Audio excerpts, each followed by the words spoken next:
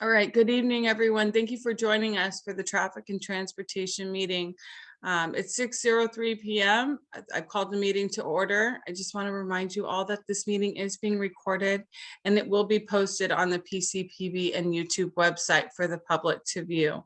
And so I'd like to first start with the agenda, sorry, not the agenda, the meeting minutes, which I have not provided to the group. So I'll table that for next month and we'll have two sets of meeting minutes to complete at that time.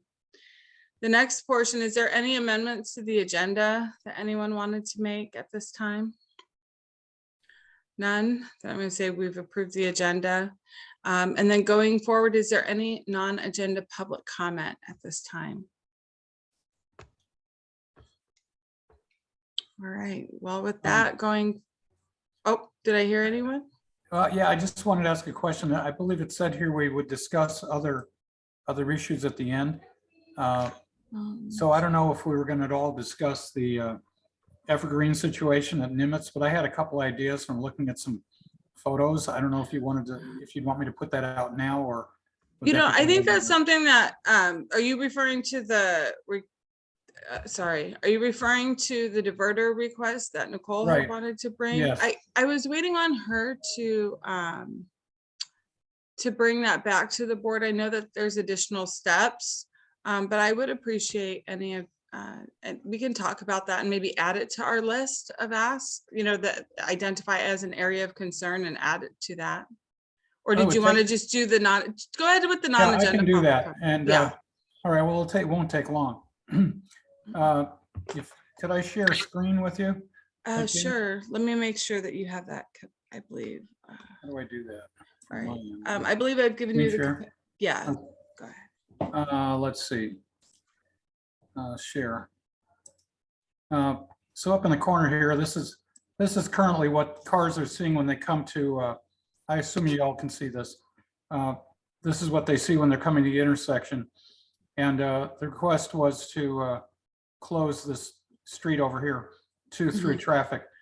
I think they made a big mistake because, and I'll switch over, because they forgot to put signs in that they have all over the place. I'm trying to find my last picture.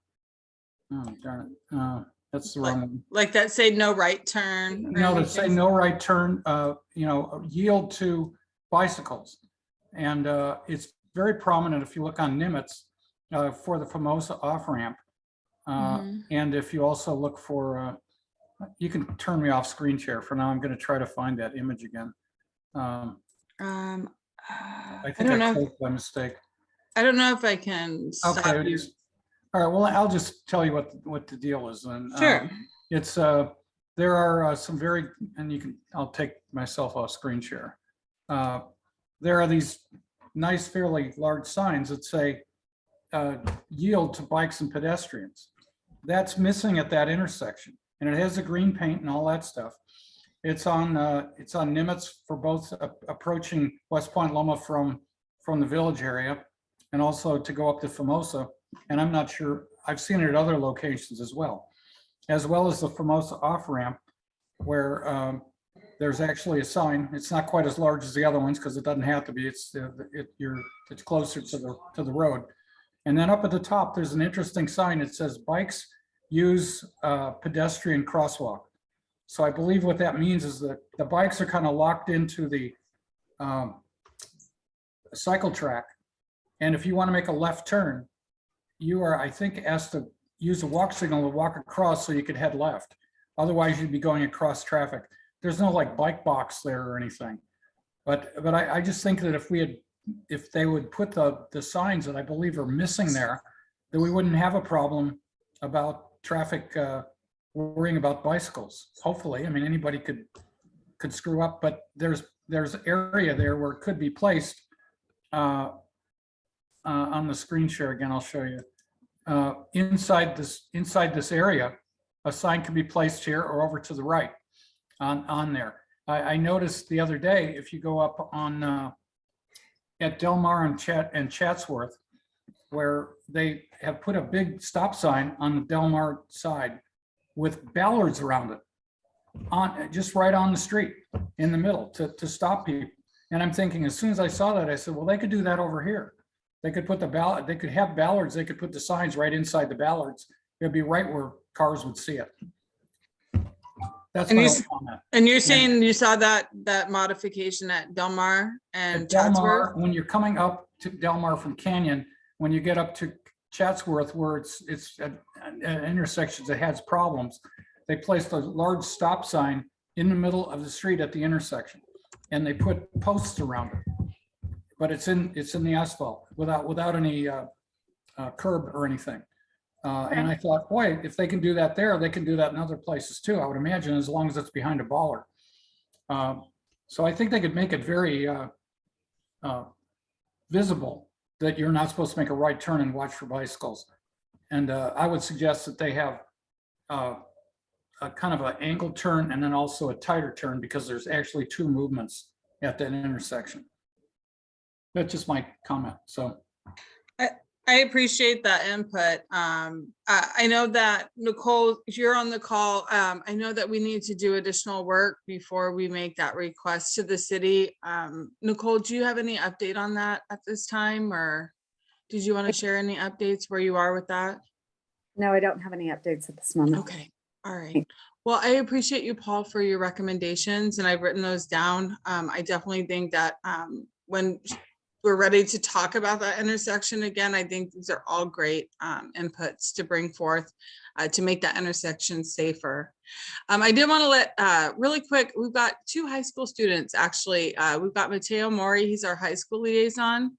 And Zam Zam is another student at High Tech High who's interested in applying to fill the vacancy. So I wanted to thank you both for joining us today. And being a part of this meeting.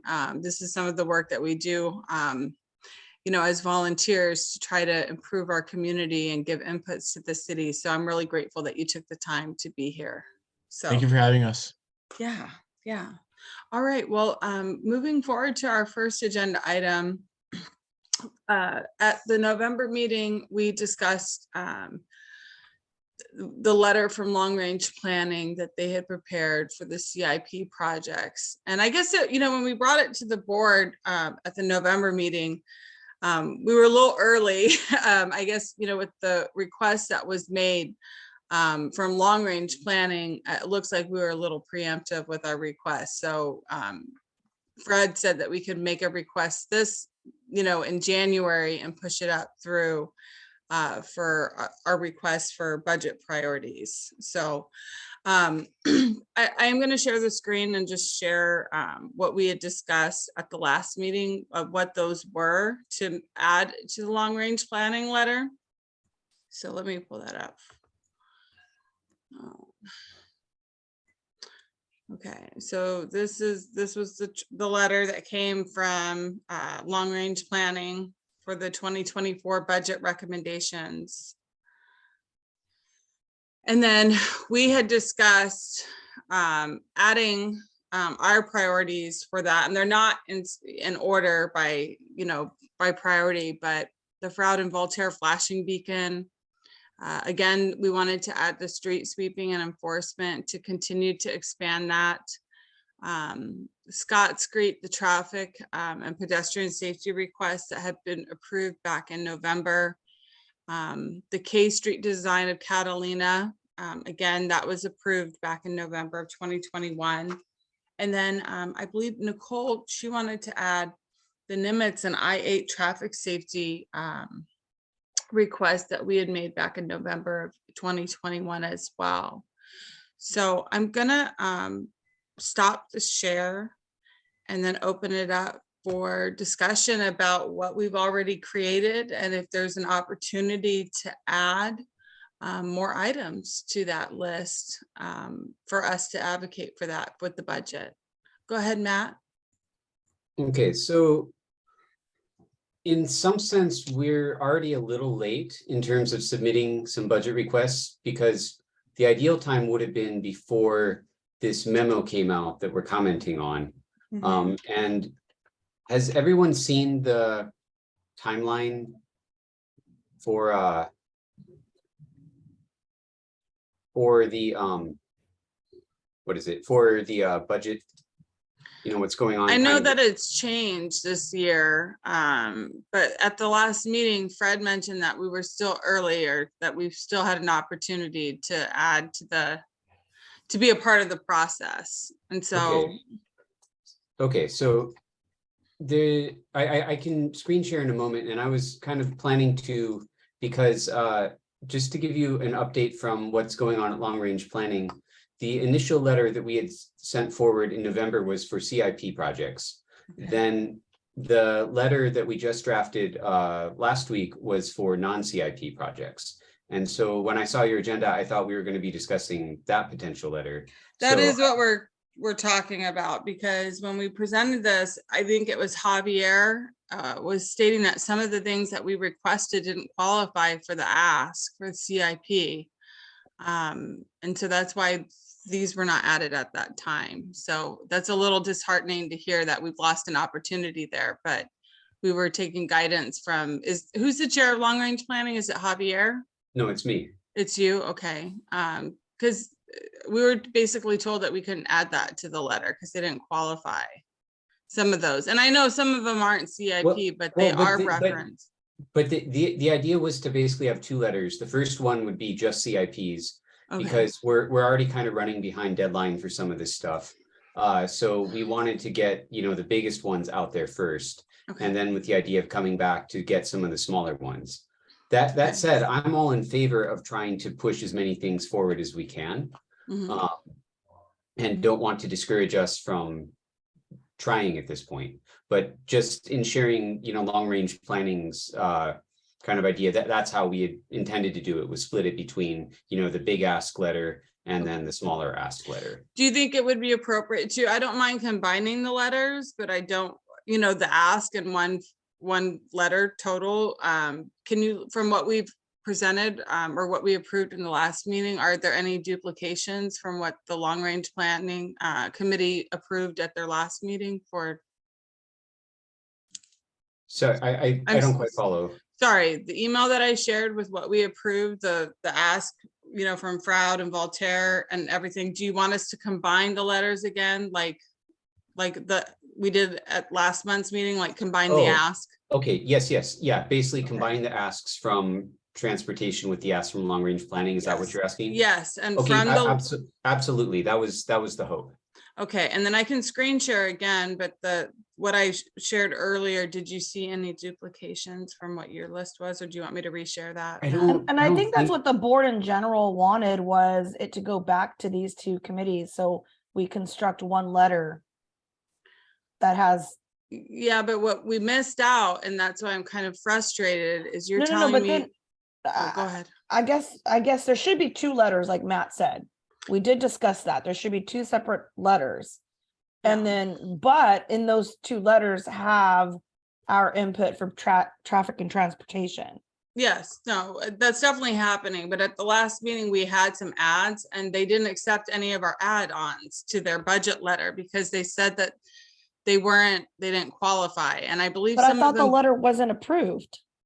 didn't it get approved last No. month at the meeting? I'm sorry, in November. It was, We didn't approve a letter. I thought we did. I'm sorry. I know that we've had a lot go on since last time. so from my understanding, Mandy and Margaret, I believe that the board did approve the letter with the Yeah. 5. I was the only opposition. Yeah, we did approve them. There was a discussion at the last meeting. Basically, correct me if I'm wrong, but my understanding was that some of the things that we had asked for, Javier and Fred wouldn't add them to the letter because they claimed they didn't qualify or that they didn't meet the criteria. But then after the meeting, I know I talked with you, Nicole, I believe the I-5, I-8 one, that is a CIP project, correct? That ask for one of our 5 asks was it was part of a CIP project. I don't know how much of it is the identified CIP project, the Okay. minutes Okay, section. But there So I- were a lot of conversations. It was late at night. The board wanted to move on with the 5 recommendations, including Nimitz and Rosecrans. And and so we moved that letter forward. Matt, I guess I'm questioning, like, did the long range planning have a list of priorities for the next letter of priorities? Yeah, I have the draft of the letter. I have it, Yeah. that as well as the timeline for budget process in 2023 that I wanted to share. Yes, please. Okay. Forward with that.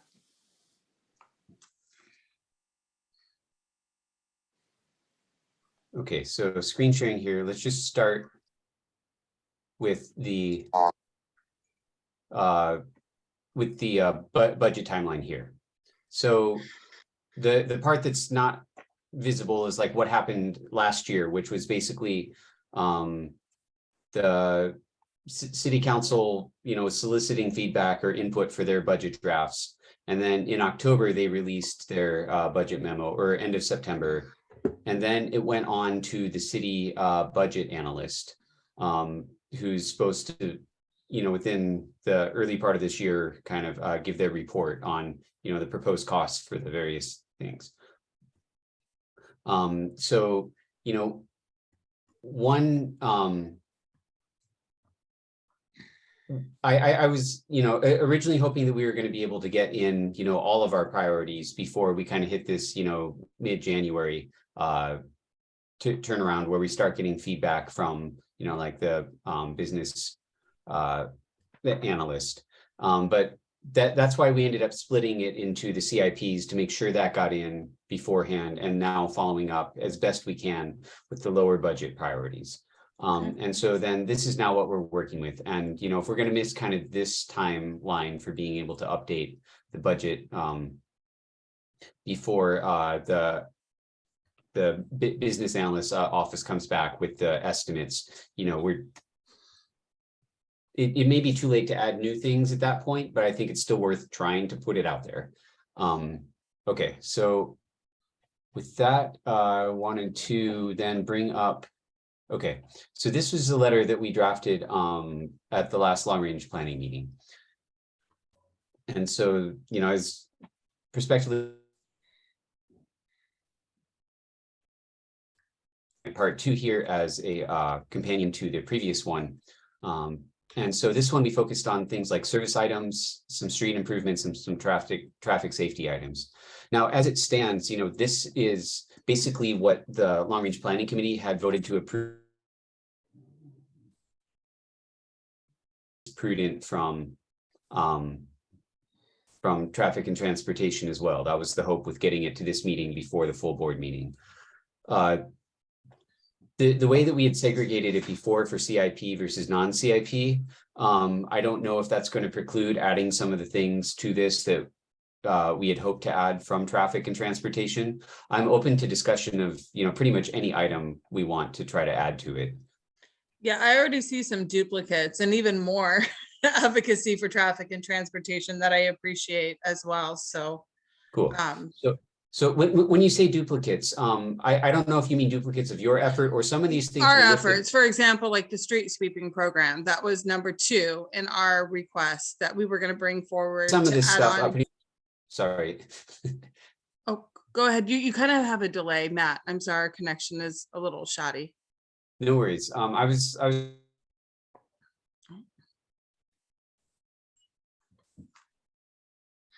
just kind of highlight, okay, these are already proposed. We would like to see these stay priorities.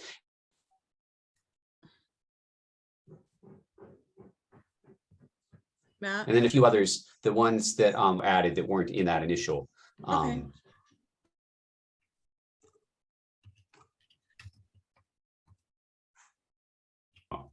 So I guess, yeah, I could share, or hold on, I should.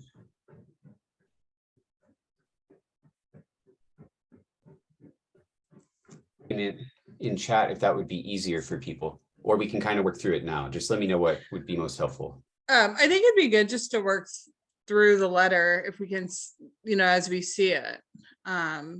So, and then going from what I have, I can just, we can compare it. How about I put what we put in the chat, and then we can compare it to your letter. I think that would be the best. Sorry, I didn't catch all that, either my connection or yours.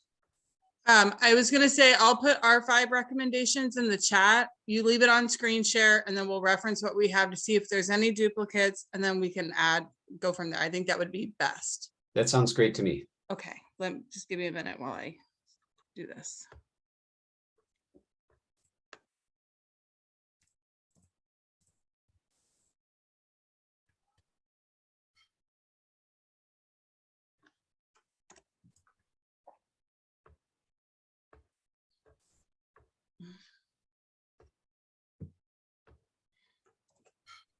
Okay, I put it in the chat.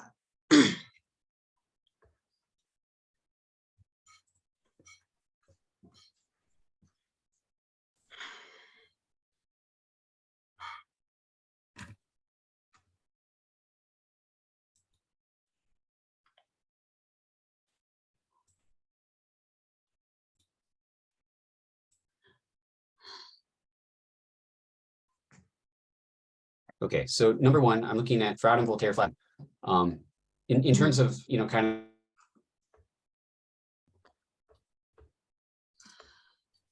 traffic safety, highlighting pedestrian and bicycle. Okay, is that that would take care of the number 5?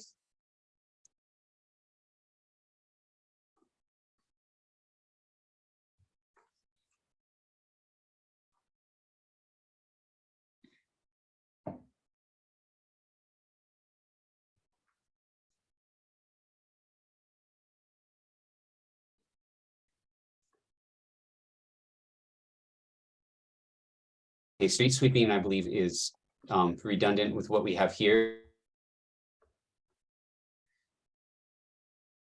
Yeah, I believe that was a duplicate. I just might want to make one recommendation. Maybe Matt should turn off your video, so because you're coming in and out. Maybe if you turn off your video, it will be better. Sorry, my connection is spotty. Can you repeat that? Maybe turn off your video, see if your connection improves. Yeah. I don't know. Maybe it will. What was your suggestion, Nicole? That was it, to turn off your camera, see if you got better connection. Thank you. Okay. Okay, so I had asked, if street sweeping looks like a duplicate, is there any changes or recommendations you'd make to the item we already have on the letter?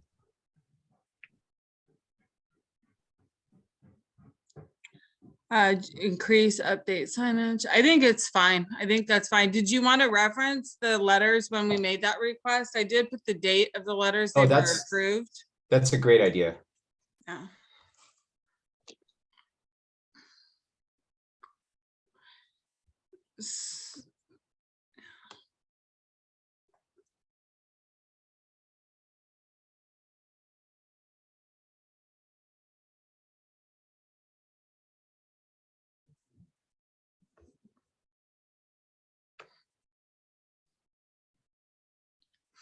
And I believe you have Scott Street on there as well.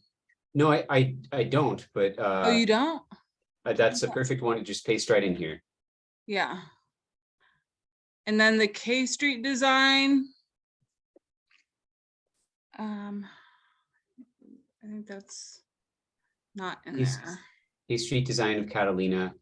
Oh, Yeah. we're talking about the intersection. Yeah, that's the next one that can go added there. Okay. I agree, because a lot of people have talked about that one intersection to make it safer. Yeah. Yes. And there's still some accidents. I know that they shaved off the striping, but Robert Tripp Jackson isn't here. He kind of had a really good idea. You know how you get on on the freeway and they have like one, the lights alternate based on what lane you are, who has the right of way. I thought that could maybe be a potential mitigation, to give more direction, but yes, please add that to the letter. And then I think the only other one I didn't see, and you may have it, is I believe you referenced the I-8. I don't know if that's on your letter or not, but I think that's the last one. The number 5, the Nimitz I-8 Yeah. traffic safety. I just added it to. Oh, the you did? traffic Okay. safety items. No, the other part of I-8 that we were talking about was where it connects with the new West Mission Bay bridge connection. Oh, yeah, okay, And that one was already noted in their budget memo. okay.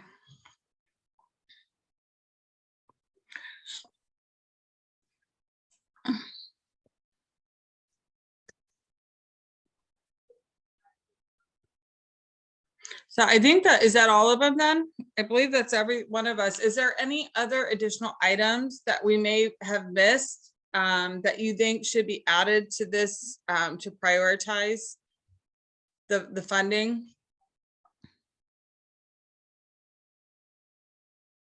Oh, is there something in there for the Sunset Cliffs Natural Park? Oh, you do have Parks and Environment. Okay.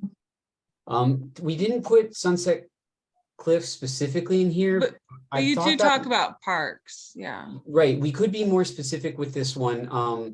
I thought that Sunset Cliffs was in the previous letter. Am I think it remembering was that? too. You're right, Matt. I believe it was. Okay, but if you want to say something more specific here, Yeah. you know, we were making these as kind of general comments, and you know, the one particular we came up with, you know, Rob Field isn't even in our community boundary per se. So if you have suggestions for how we could be more concrete with this, we'd be happy to solicit. And I also saw Nicole had her hand up. Oh, go ahead, Nicole. Sorry, we're with the screen sharing. I apologize if you've been waiting for a while. No problem. I actually lowered it because you guys answered it. It was on the prior list, Sunset Cliffs. So I feel like that one is on there. I feel Okay. like really good job including the 5 that had already had letters of recommendations.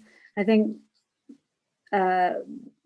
just like, you know, grammatically, I would probably put the safety issues above the Point Loma safety, the street improvements. Like take all those items and put them above the Point Loma street improvements. I feel like safety's a little more of a priority, but that would just be my only suggestion. And then, not that I feel like this is probably enough, and these are the letters that were approved, but if, you know, as Paul mentioned, that Nimitz and Evergreen is still a super dangerous area for people riding bikes. And so whether it's signage, whether it's bollards to divert, whether it's just a study, whether it's a future traffic circle, which we've heard that could be a possibility. I think it warrants probably to be on here, but we never have voted as a board and don't have a letter to reference to it. So I'm totally whether we put that on or not. I agree with you, Nicole. I think that. What would we ask them just to evaluate the intersection and make their recommendations on how to improve the safety? Safety improvements and traffic calming at Evergreen and Nimitz. Okay. Yeah, because they're still having issues today. And I think this is identified already at the city as a proposed traffic circle roundabout. I think, you know, it just supports city staff efforts to continue those kind of studies and designs. I would be fine with making, adding that to the ask. There's some opportunities at that intersection. Is there anyone in opposition to that ask? If No. not, then we can go ahead and add it to the letter as well. Thank Okay. you, Nicole.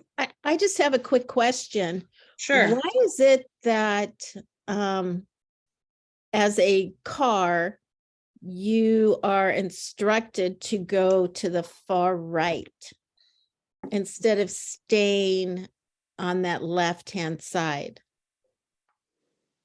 Right there at, you know, the intersection of Nimitz and Evergreen? Yeah, I often wonder the same thing, Angela. And I honestly think they're actually trying to create a traffic circle simulation of what a traffic circle would kind of look like. But that's just a guess, and I'm not gonna say that that's correct. But I actually get frustrated. I'm like, why didn't they keep the cars closer over to the left so they can, you know, and put the buffer on the other side? Yeah, that's what I think all the time. It just doesn't make sense. So I just wondering. So, Oh, and throw- then, Yeah, I think the reason why they did that was because of those crashes with people would drive into those homes. and that this was a way to slow the traffic down. Now, whether it's the best solution or not is a whole nother story. But I think that's why they didn't, why they kind of added that painted bulb out there, which made people kind of go around in a circle. Okay. Thank you, everyone, for your recommendations. Do we have a formal motion to add that? Or do we need? I to don't make a think, well, formal- you know what, I think we should go ahead since we did add the others for the motion. So Nicole, can you state your ask, and then Matt will add it, and then we'll make a motion to approve it. Thank you, Matt. For sure. To add traffic calming and safety improvements to Nimitz and Evergreen. I'll second the motion. All in favor? Aye. Aye. Yeah. Aye. So I'm gonna take it as unanimous. Great. All right, awesome. All right.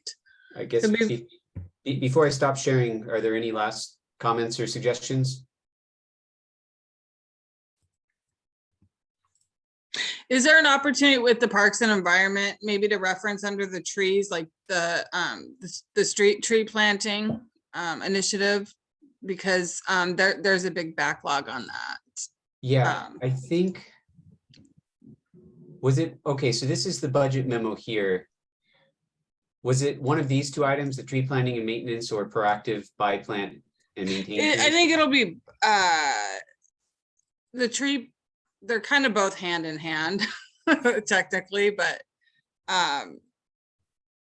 it's the free street tree program and stuff. So I think that might be the second argument.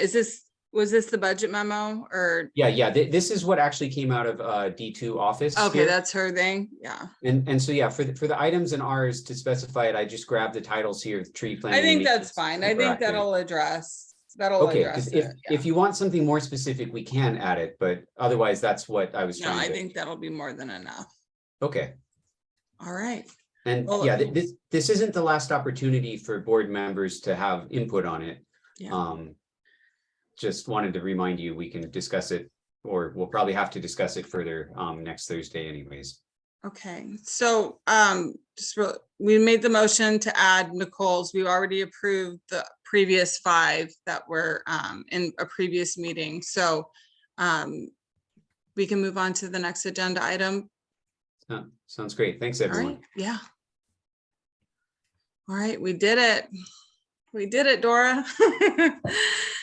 All right, moving on, the next topic on our agenda. We had tabled it from last month's meeting. We just ran out of time.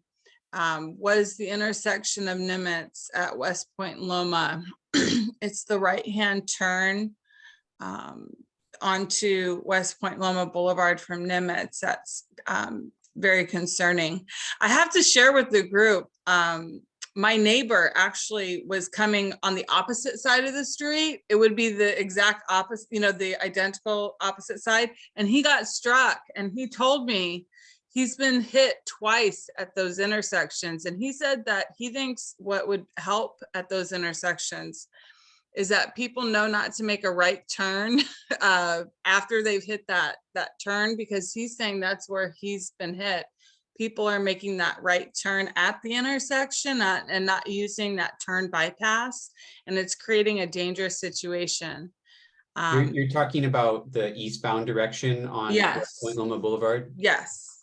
Yeah, around that free right turn onto Nimitz, a cyclist was struck and broke a leg like earlier this year. Okay. It's- Yes, I remember that The too. whole intersection is a problem right now. All right. Well, let's go ahead and open it up for discussion. Yeah, Angela, go ahead. Since I walk that way all the time, Mhm. I think there are plenty of, there's 3 stop signs there. But I think that it might be advantageous to have signs that actually say pedestrian crossing coming up, maybe on the street, have little bumps or, where it says pedestrian crossing. because it just has the stop signs, but nothing else. And like the rumble bumps to kind of Yes. alert them that they need to slow down. Okay. I really like that idea, Angela. So you saying additional signage, just alerting them of that there's a crosswalk. Yes.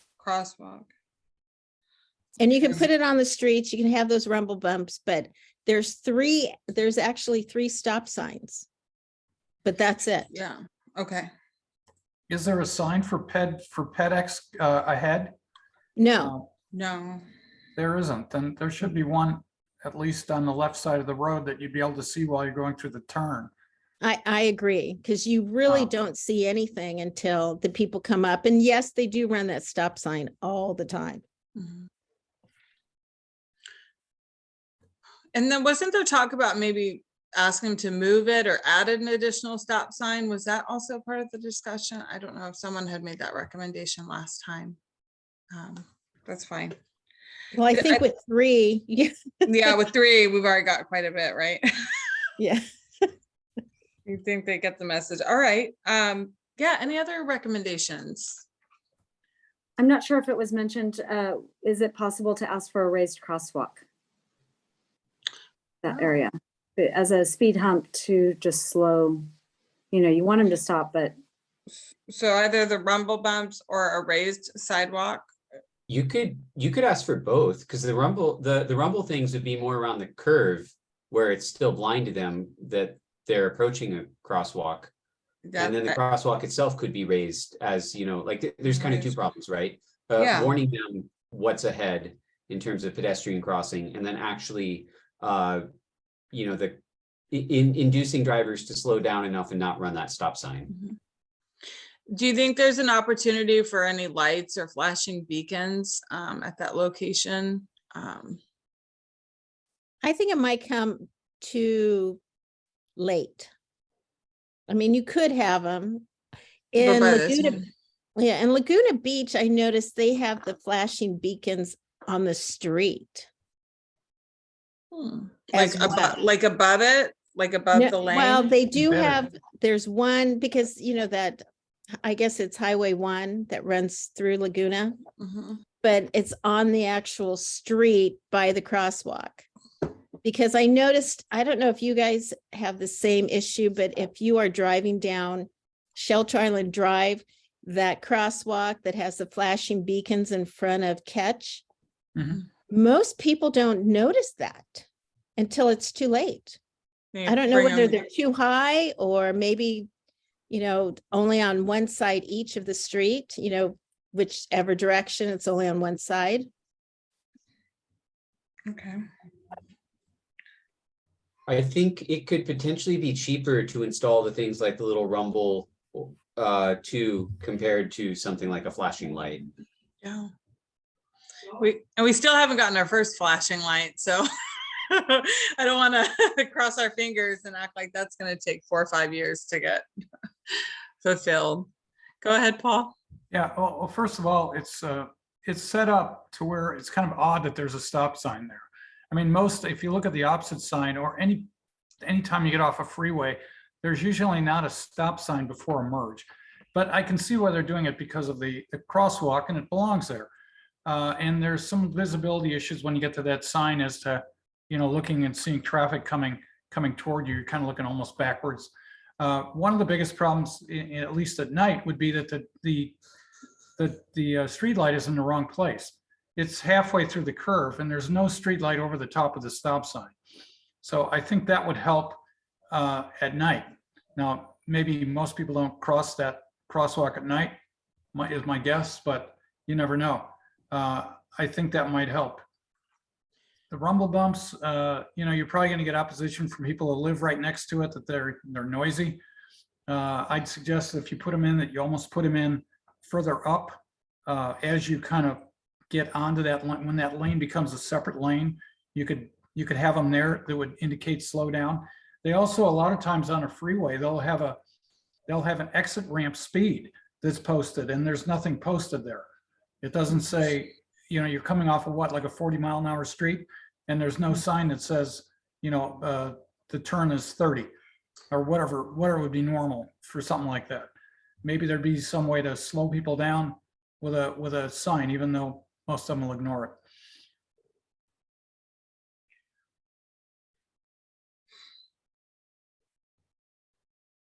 I think these are all great recommendations. We can definitely add that to the list, Paul, you know, if that's something that you think would be helpful with the signage. Do you think, just with our ask, I think we need to be clear. I know we're not the engineers. We want to give the city options. So, Yeah. so I definitely see, so I'm hearing we need additional signage, you know, the rumble bumps before the crosswalk, alerting people, as well as a raised crosswalk is what I'm hearing. There's an opportunity for additional signage marking that there is a crosswalk or that there's pedestrians ahead. And then I also see the request for a street light over the stop sign on the median. Right, that's on the median, correct? Yeah, to the left. So, or a street light there to, you know, promote lighting in that area. Is there any opposition to any of these asks or any of the mitigations that have been requested? No, but do you have Angela's thing about painting on the street? I think that's a great idea. Oh, no, what did you say? I'm sorry, what did you say, Angela, the painting? Yes, where they have pedestrian crossing that's large. So when you're coming up, the cars see that on the road. Yeah, right Okay, in the middle of the sorry. street. Oh, that's what I was talking about, the PedX. All right, pedestrian crossing. That needs to be striped on the street. Yes. Yeah, they just paint it on the street. Okay. It, Okay, striping, okay. Okay, so I have additional signage identifying that there's pedestrian crossing striping along the street, rumble bumps, a street light over the area to promote visibility, and a raised crosswalk. Am I missing anything? Huh? All right, What is really be there? nice is if they had a raised crosswalk, and I know they probably won't do this, it'd be nice if, as it's being raised up, there were some lights actually in the crosswalk that would just flash yellow or something all the time. That would really make people notice. I think there's a maintenance issue with that. Yeah, That would really be nice. that would be very nice. I know with that track lighting on the bottom, but they Mhm. do break. I do want to open it up, Mateo, or you come up under Zamzam. You don't vote, but you're more than welcome to have any inputs. If you would like to share, please feel free to, you know, be a part of the discussion if you would like to. So I just want to let you know that. Yeah, thank you so much. Yeah. All right. Well, I have a motion available. If there's no additional discussion, I can make a motion to request rumble bumps at the intersection of Nimitz and West Point Loma, a raised crosswalk, a street light over the crosswalk, additional signage marking pedestrians crossing, along with striping on the street with pedestrian crossing to alert drivers of that location. And that's my motion. I'll second it. I would make one small suggestion, is that we're proposing safety improvements and then we're listing these as possibilities or Oh, potential yes. recommendations. Yeah, so we're giving them recommendations, safety improvements, and recommend the following. Great. Good. Thank you, Matt. All right, and with that, it's all in approve, all the yes, those, I'm sorry, I'm so tired. All in favor, raise your hand. Yes. All right, awesome. Margaret, are you there? Yes. All right, we're all Yes, all right, 7-0, unanimous, awesome. All right. The next item that we have is we're going to discuss and review our list of traffic and transportation items and determine the status and best course of action. So this is, again, we haven't, the last few meetings, we haven't had an opportunity to look up our traffic and transportation, take a look at our list and kind of go over it with seeing what we have addressed or where we need, what we want to prioritize here in the next month or so. So let me go ahead and find that and I can pull it up and share screen with everyone.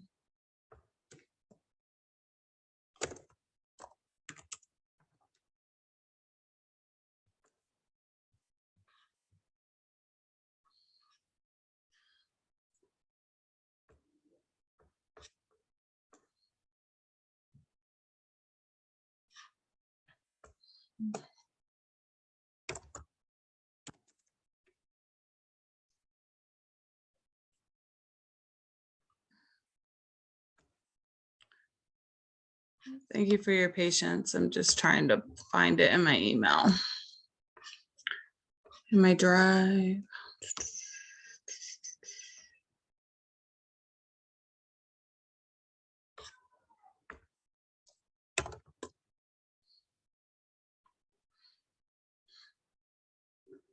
Okay, I found it. Traffic spreadsheet.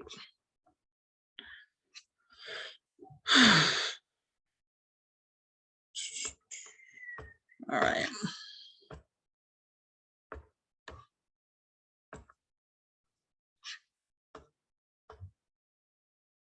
Okay, can everyone see that?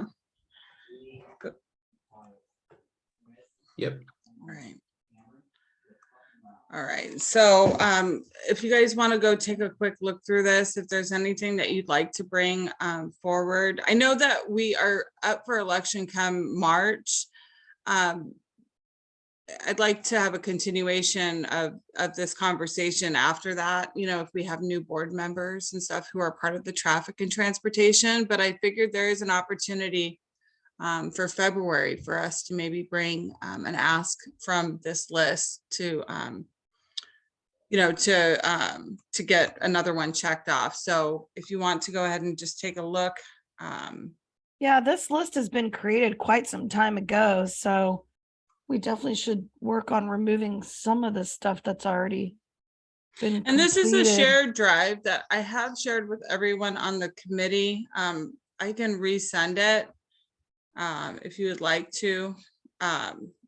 It took me a little bit of time to look through it, but offhand, Yeah. is there anything that needs to be prioritized for an ask in the next? I see you have tabs at the bottom, Andy, that say high priority. Should we tackle those high prior- first? Let's see, what were these? Let's see. Okay. Because I know that. Yes, I forgot about the you know, tabs. Thank you. Yeah. So we got the West Point Loma cycle track. So maybe we should just Yeah. work off our top priorities Yeah, constantly, definitely. every meeting, and see where we're at. Yeah, is there anything from this list that you think we should be addressing? I mean, outside of safe routes to schools, which I don't feel like, there was an accident at Dana a few weeks ago with the Yeah. student. It wasn't the fault, it actually was the student, the brakes gave out on an e-bike of a Dana student, and it crashed into a car. And everyone's safe, but I really can't think of anything right now that I want to prioritize. Like Is there the any- Better Buzz Port Authority project there.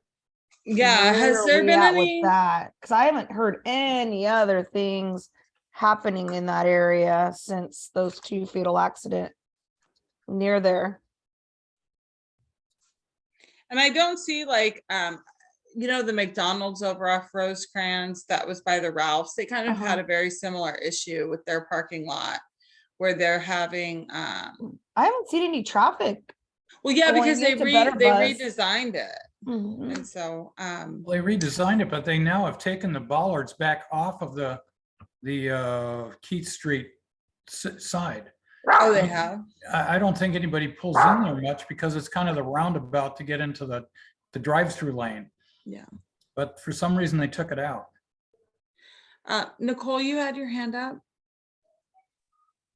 Yeah, thanks, Mandy. And yeah, I think it's good to know that some improvements have been made to Better Buzz. I wasn't aware of that, but on that kind of bigger picture of Better Buzz, McDonald's, and kind of the dangers that fast food businesses have, or drive-through businesses have, that could be a possible discussion for future. Perhaps eliminating any future drive-throughs in Point Loma. I know that there are some areas throughout the city of San Diego that prohibit drive-throughs. So that could be a future discussion. And then safe routes to schools, that is the next information item for Voltaire Street, Voltaire Street. So that is also another one that we can also chat about. As Okay. a priority. And then this list is good to see the high priorities. And I feel like a lot of them, we just addressed Scott Street, and we've addressed some of the West Point Loma, and we're addressing, and that Catalina and Santa Barbara we just put on that list. So we are hitting some of these, so that's good to see. That is good. And just to clarify, Better Buzz, I don't know of any additional improvements that they've made. The mitigation was for the McDonald's. That's what I was talking about earlier. So sorry if I was confusing anyone. So I'm gonna stop with Sheriff, that's all right.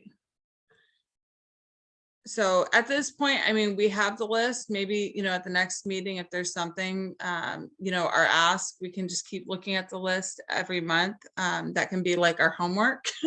And we can, come prepared with a ranking of something that we want to pull off the list at the next meeting. I am up for re-election, and I would like to still continue being the chair of the Traffic and Transportation.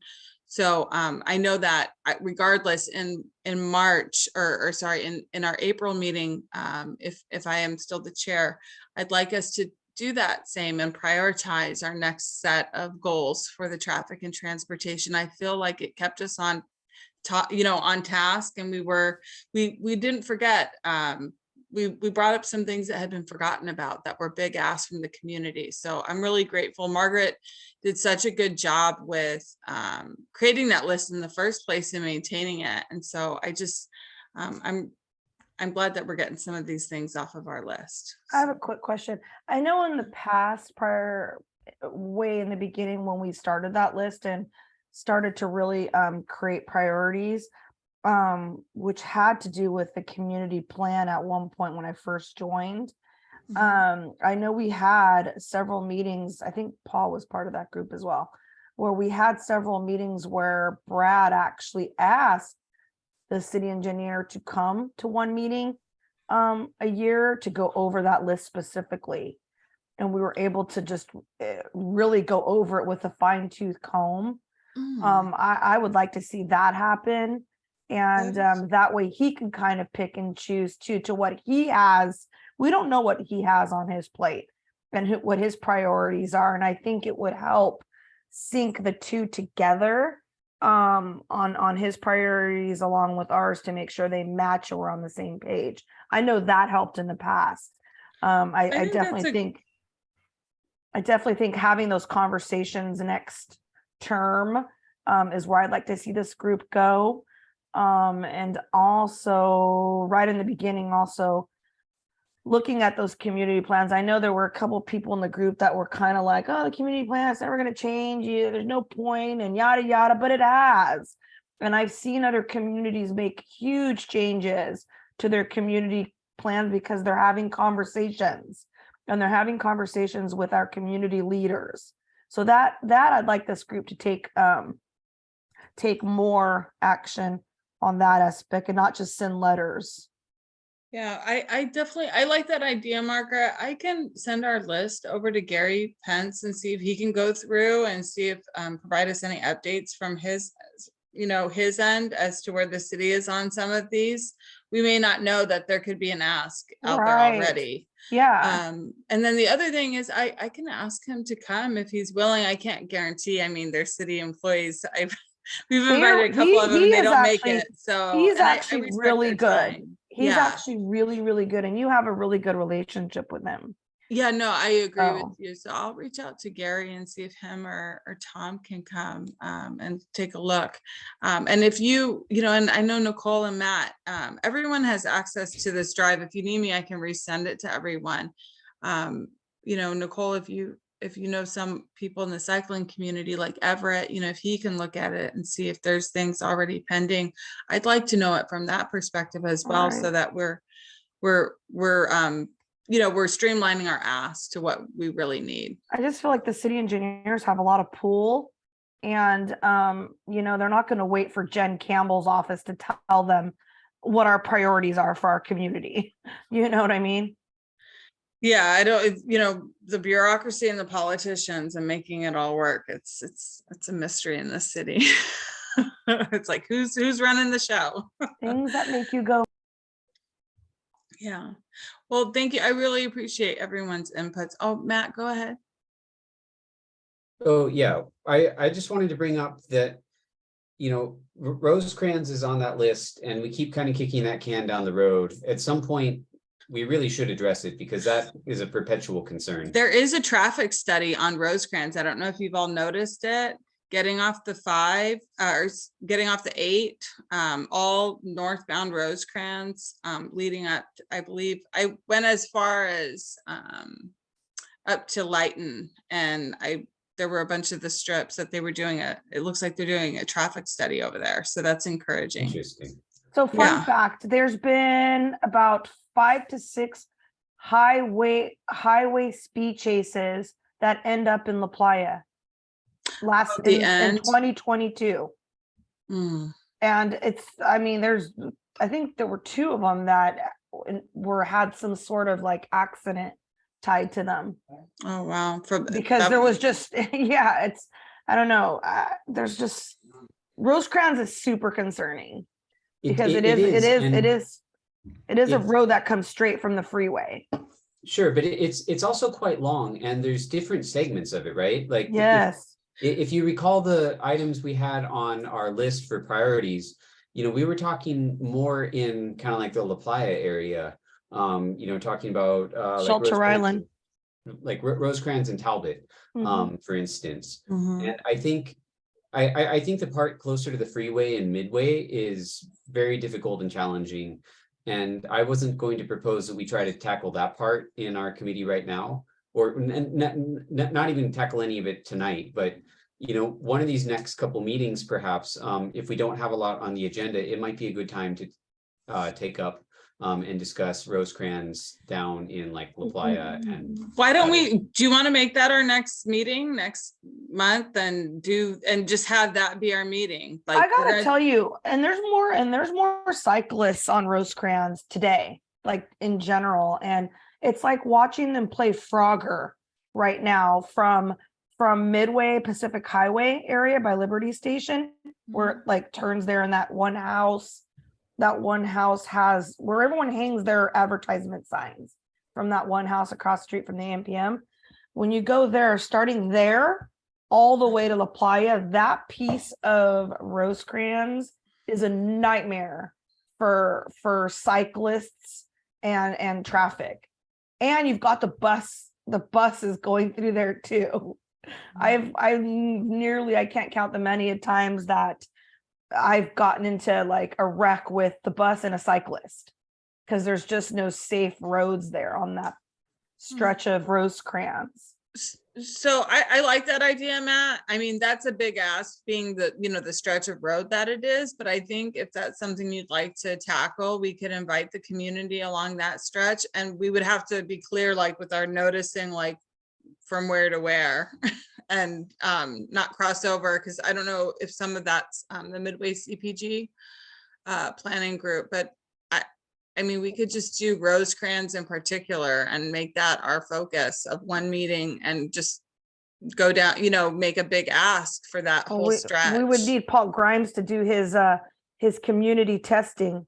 Well, yeah, we're gonna need all boots on the ground, Yeah. you know. Paul Grimes has got to do some Doing research. their research. What are your thoughts on that? Or we can wait till after the board election in March, or, you know, wait till April, but being that we didn't really pull from anything and I don't have anything, we could make that our meeting ask. And then we could do a big outreach, Margaret, for having the community come out.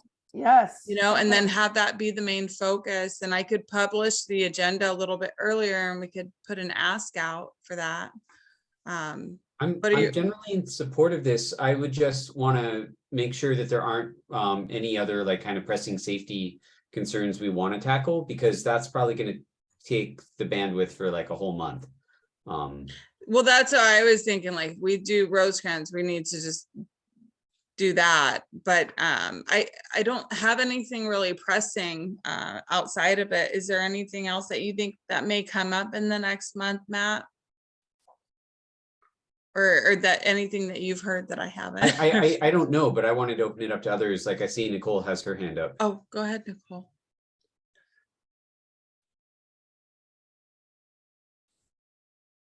Oh, you're muted, Nicole.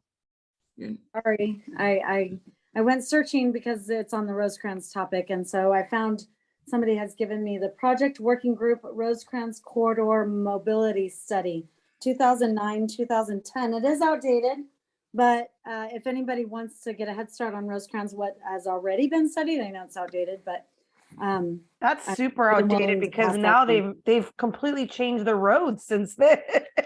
I don't know if they've completely changed it. Well, but- right in front of Ralph's, that's they've added lanes. I mean, it's completely changed in that area. Well, this is the entire corridor, so if anybody wants to take a look at it, I'm offering it up. So- Yeah, I'd like a Mhm. new study to be done for sure. Thank you, Nicole. Thank you. It's always good to see what has already been suggested. Well, yeah, because you can see just like the cap, what they didn't do. You'll see what they didn't get to. Or what did wrong. Or yeah, or what their recommendations. I would be very curious about that, Nicole. I'll give you a call. Maybe I can Okay. get some new reading material. So yeah, so I'm fine with, if we want to do it in February, we can do a big ask. We can make that our own focus, and I can create the agenda earlier so that we can push it out to the community and request their participation and what they want to see along Rosecrans for safety mitigations. Does everyone agree with that plan of action? All right, Yeah, do I need that. to make a motion for that, or? Well, Sorry, I don't think so, because we're I'll just put it basically as the agenda item. yeah, we're discussing. We're You not know, taking proposals. action on it, so Yeah, so Rosecrans, the entire stretch, where does that end at Point Loma? Is it at Sports Arena? Is that our boundary with Midway? Probably before that, I'm guessing, but Okay, right, okay. Uh, Rosecrans, the entire stretch. it's maybe by the Bevmo or something like that. And then somewhere. in the meantime, Nicole, just really quick, because it is a military corridor, do you think we should ask Muska Lake for any updates about like what they're doing, if they have anything's kind of coming down the line for Rosecrans, or? That's a great idea. It's Yeah, worth okay. out to her or inviting Great. her. Yeah, we'll invite Muska, and I can reach out to her as well and see if there's anything that they've got in motion that we may not know about, you know, so we don't duplicate our ask. yes, the spa war development, that's her focus right now. Yeah. That's all she speaks on. All right. Well, I think that's great. All right, we have one more item. I really appreciate you all staying with me. Our next item we have is, oh, it's an informational item, Voltaire Street from Catalina to Chatsworth. I don't know if I maybe made a mistake of carrying that over. Nicole, I believe that was your action item, correct? Or your information item? Did we discuss that at last? We did not have time to discuss it. And if you guys want to stay on, we can briefly discuss it. Yeah. It is a resurfacing project that's coming about. So for those of you who actually want to like look at streets that are being improved, there is a city website, streets.sandiego.gov. and you can see what streets are being resurfaced. And so there's an opportunity. It's a very difficult challenge and opportunity, but it is also an important safe routes to schools corridor. So this is from Catalina to Chatsworth that's being resurfaced. And as we know, this is really the only main corridor through the town to get to Point Loma High School, from Ocean Beach, even down to Nimitz through Wabaska, to get downtown. So that segment from Catalina to Wabaska there really is no alternative street that you can take to avoid that if you're really trying to go from OB to downtown. And then as students are concerned, going from OB to Point Loma High, Voltaire Street is your most direct route, unless you're going up and over, some crazy ways and then trying to cross, other major highways or streets, then it becomes dangerous. And I appreciate Mateo and Zamzam for being here, as you guys are students. I heard one's from High Tech High, but I don't know if the other is High Tech High or Point Loma. But the number of kids, so a couple issues is that we have a lot of, concerns for youngsters riding e-bikes through our community. So this is definitely one of those corridors. If they're going to school, they're needing to use Voltaire Street. There's also concern from some of the businesses along Voltaire right there about these e-bikes actually being on the sidewalk and endangering pedestrians. And so the question is how do we keep these e-bikes off these limited little sidewalks that are not really conducive for e-bikes at all? But how do we actually ask them to ride with traffic on a very highly congested corridor with no safe routes to school?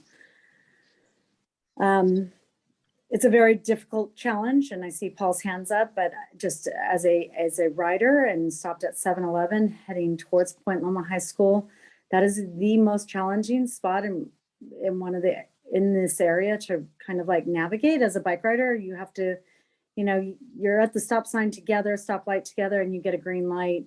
You'll see a lot of bike riders actually kind of jump that red light just because they know if they can jump it, they can get ahead of that traffic. But otherwise you have to let like 3 or 4 cars pass, and then you get up to Cicerina and you have the parklet that you have to navigate and kind of share a lane with as a bike rider. And you see a lot of people riding bikes and walking right in that corridor.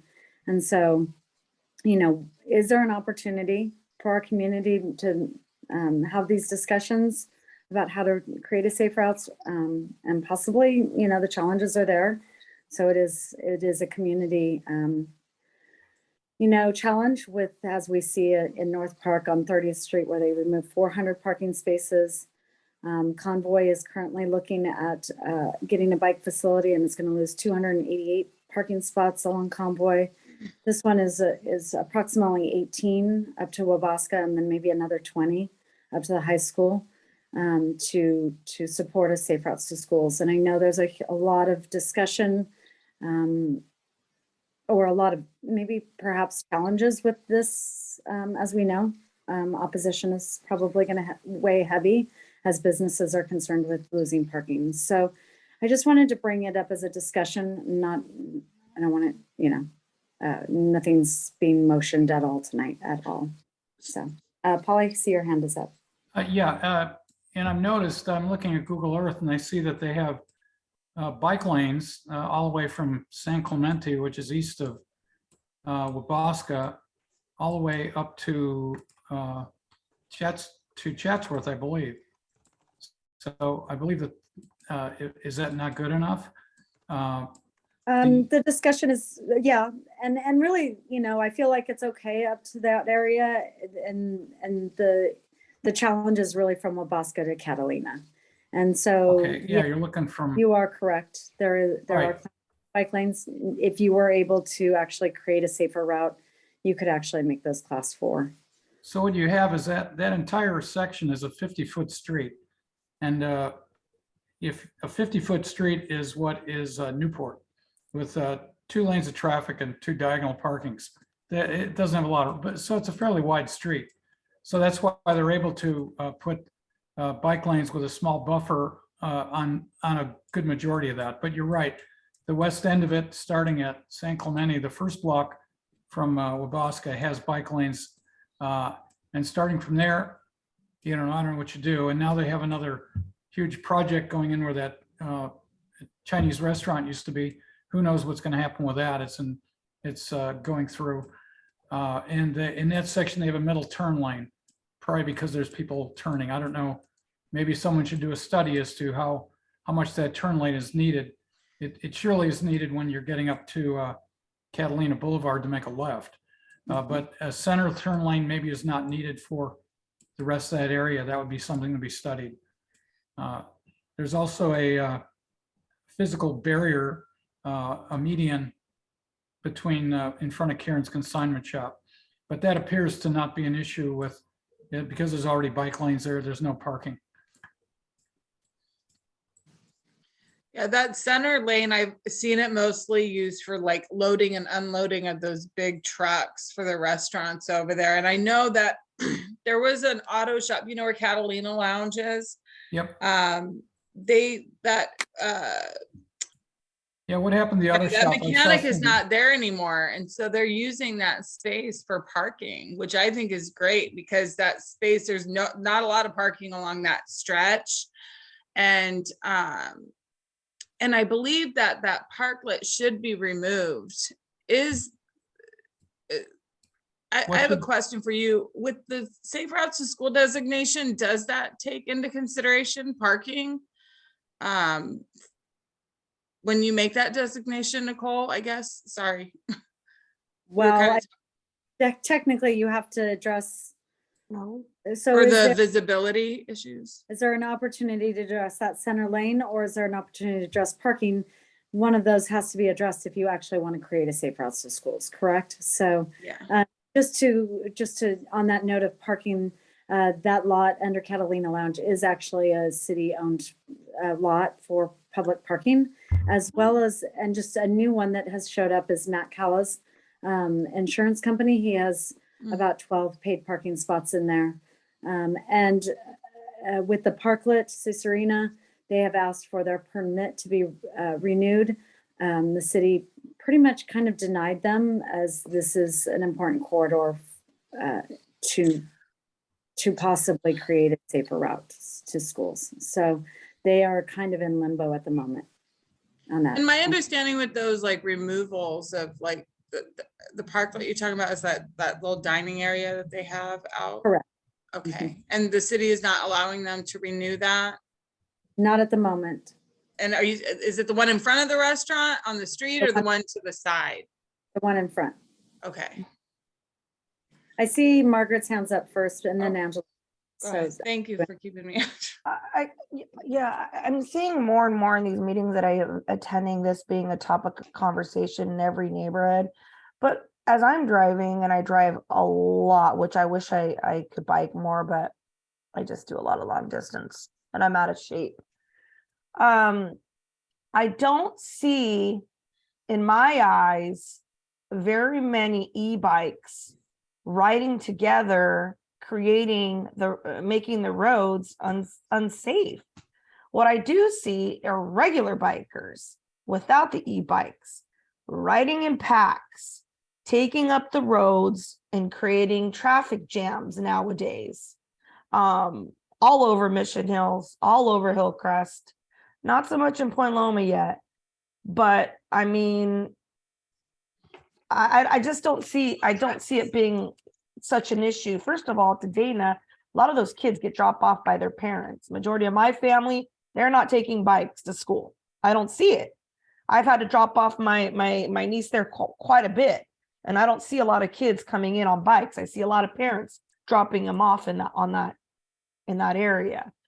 Maybe to Point Loma, but again, I'm going past Point Loma all the time, and it's hundreds of kids getting dropped off or off the bus or driving themselves. I just don't see a lot of bike traffic in Point Loma at all. If any, I see it on the weekends, and it's packs of non e-bike riding individuals. So I don't know where you guys are seeing the e-bike bikes as being an issue. I'm not seeing it. I'm sorry. It is Go ahead. definitely there. And the issue is that most students are not allowed to ride to school because our streets are so dangerous. So it's an unfortunate kind of circular pattern that we So will the not. schools are now allowing kids to ride their bikes to school because the roads are dangerous? They've Oh. got notices?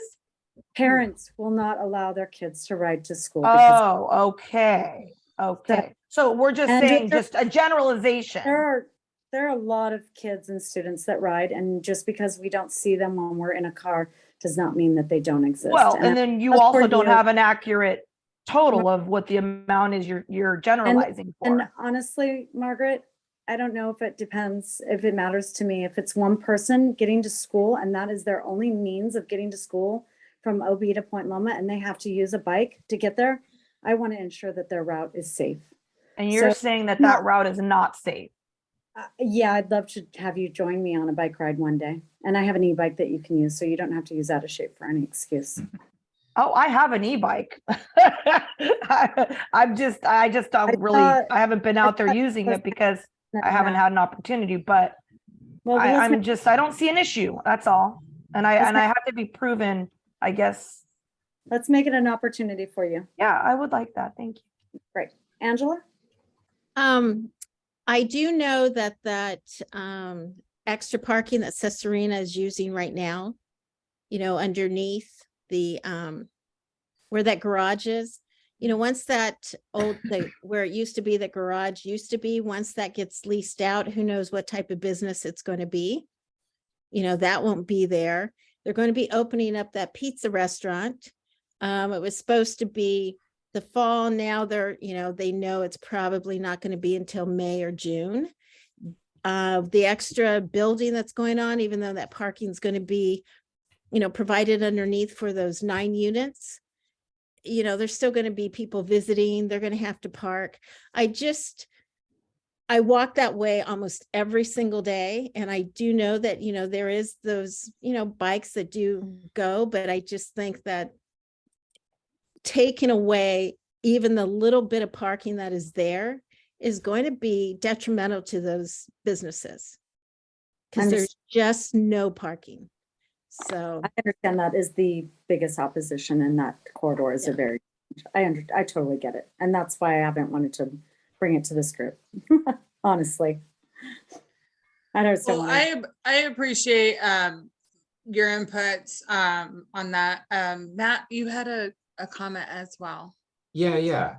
So there were a couple things that came up. One thing that Margaret was talking about in terms of not seeing e-bikes as kind of being an issue. One of the things Nicole said was that sometimes in this stretch, you're getting e-bike riders on sidewalks, especially in that stretch of Voltaire where there isn't a bike lane, where, bikes are forced to merge back into the lane with cars. And so it's not necessarily that the e-bikes are a problem on the streets per se. It's more that they're sometimes leaving the streets. And the question is, how do we make it safe for them to interact on the streets where they're legally supposed to be in a commercial district like this?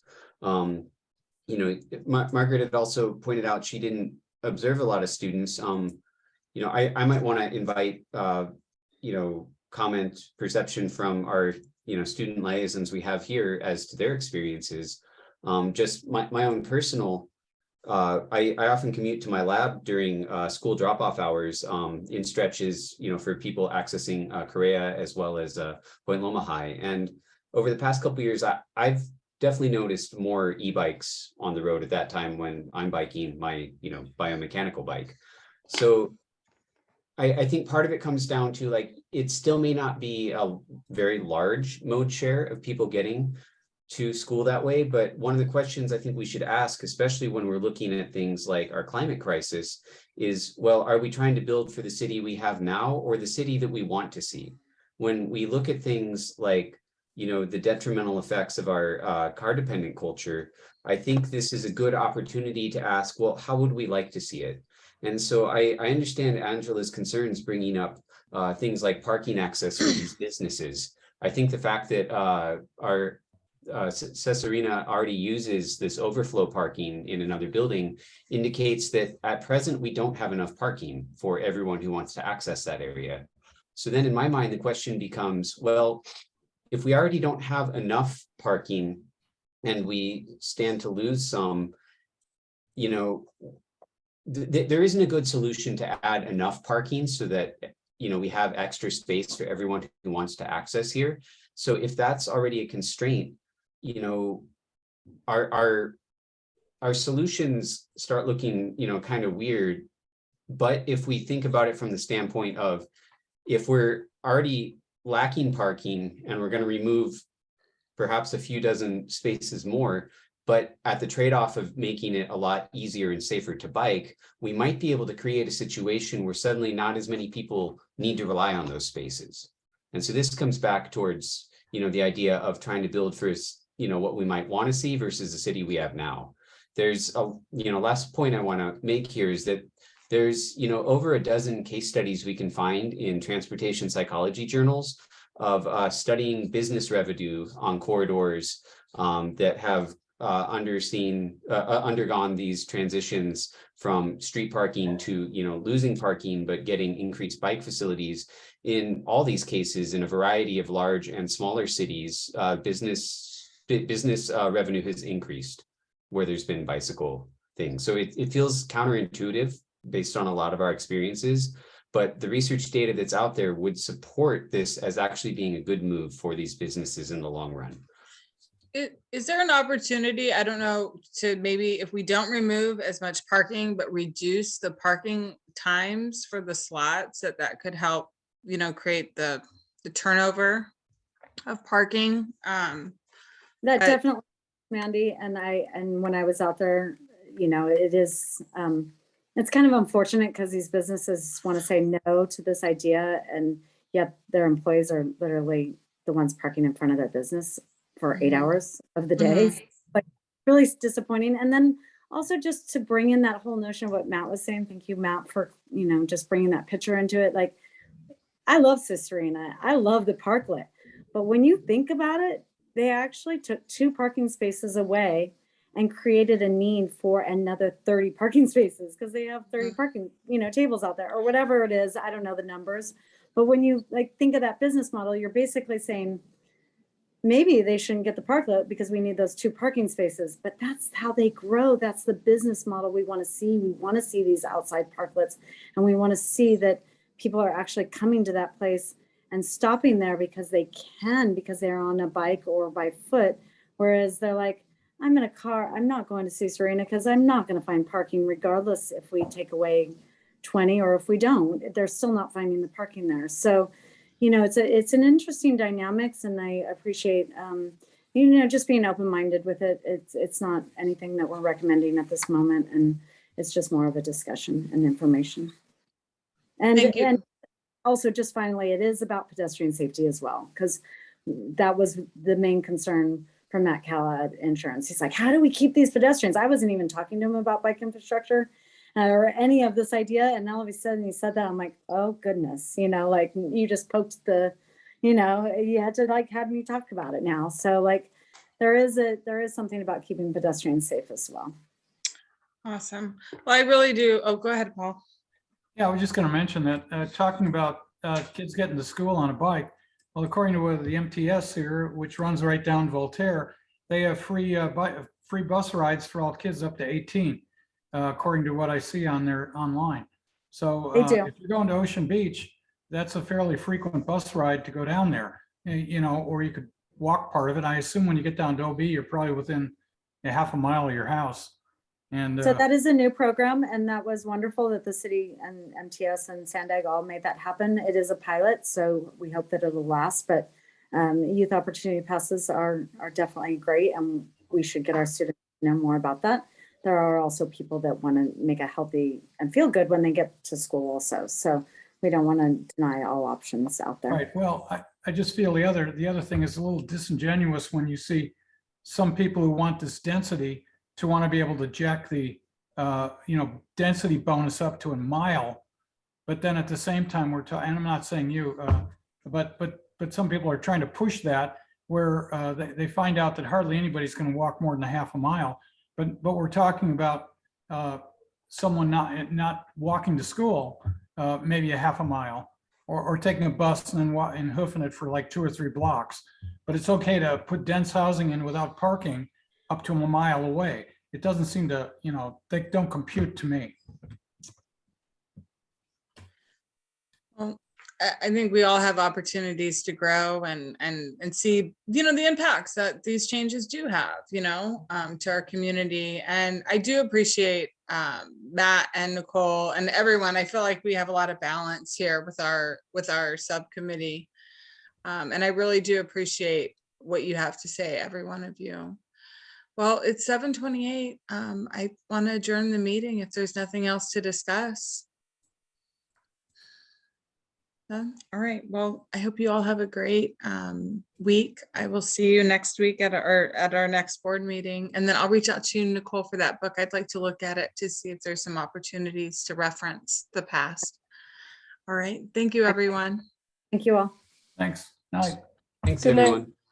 Good night. Thank you.